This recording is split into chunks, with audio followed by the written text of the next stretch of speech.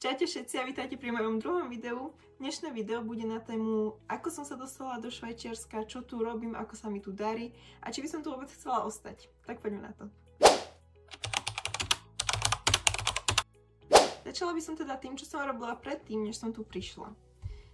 Bola som študentka, ale študovala som online, dorabila som si bakalára. Popri tom som začala robiť tieto sociálne siete, virtuálnu asistentku a to bolo všetko práca z domu cez notebook. No a mne sa v tom začalo dariť, ja som ani nečakala, ale naozaj som mala klientov, mala som čo robiť, mala som nejaký príjem, ktorý dobre nebol, že extra vysoký teraz, ale vedelo ma to uživiť ako študentku.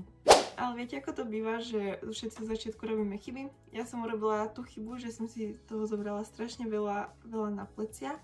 A nevedela som to nejako zniesť, nevedela som skombinovať taký môj súkromný život s tým pracovným a vôbec som nemyslela na svoje v podstate zdravie, necvičila som, alebo raz za čas a to nestačí, hlavne pri takejto sedavej práci za počítačom. Takže ja som začala mávať migrény, bolel ma chrbát a všetko.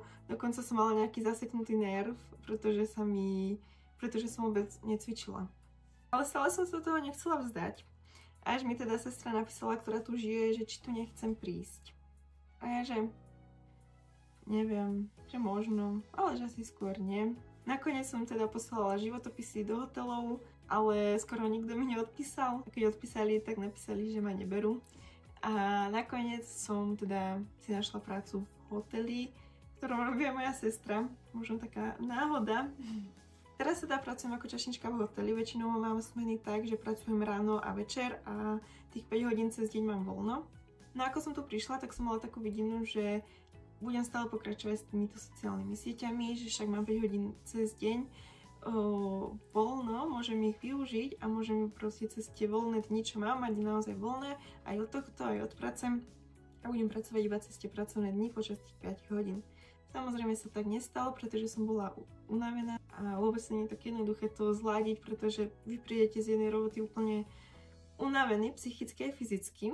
Prepracovala som celé leto, to som nemala vôbec nejakú motiváciu pracovať pre seba online, ale zase prišla jeseň, menej roboty a už ma to zase ťahalo k tomu online. Takže som bola taká zase plná náplň, nevedela som, že čo a ako. Potom som mala dovolenku, to som úplne vypla, prišla som naspäť, už bola zimná sezóna.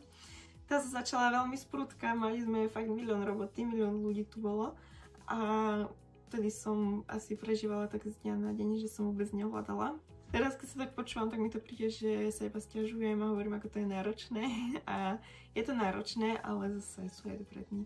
No a vlastne teraz prichádza tá doba, kedy už konečne nejak dokážem zvládnuť aj svoju online prácu, aj prácu v hoteli, cvičiť do toho aspoň pol hodinku. A tak teda som si tu konečne v našej obývačke urobila taký menší office, kúpila som si stoličku, stôl, ktorý je proste iba pre mňa, pre moju prácu.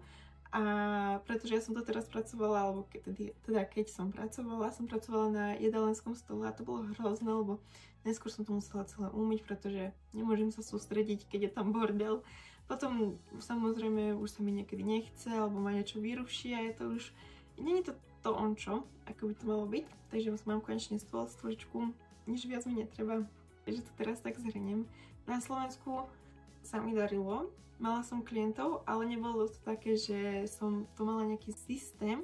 Bola som väčšine vyčerpaná, necvičila som, ukázalo sa to na mojom zdraví a potrebovala som nejakú zmenu, nejaký refresh, aby som do toho mohla ísť opäť silnejšia a opäť s iným trošku mindsetom, pretože vtedy som brala každú jednu spoluprácu, len aby som mala čo najviac z toho a vôbec nie je to cesta, ktorá ide k úspechu. Takže keď mi prišla tá príležitosť ísť do Švajčiarska pracovať, tak som sa toho chytila, išla som a čakala som, že tu budem asi iba na sezónu, ale už som tu skoro rok. Ja už teda ukončím toto video, pretože som sa tu trošku rozkecala a bolo to v podstate iba o mne, takže dúfam, že vám to aspoň niečo dalo. Ale aspoň som konečne odpovedala na otázku, ktorá mi často prichádza v správach od vás, tak snáď to niekoho aspoň zaujíma toto video. Tak sa majte krásne, užite si deň a choďte si so svojimi snami. Nezabúdajte na to.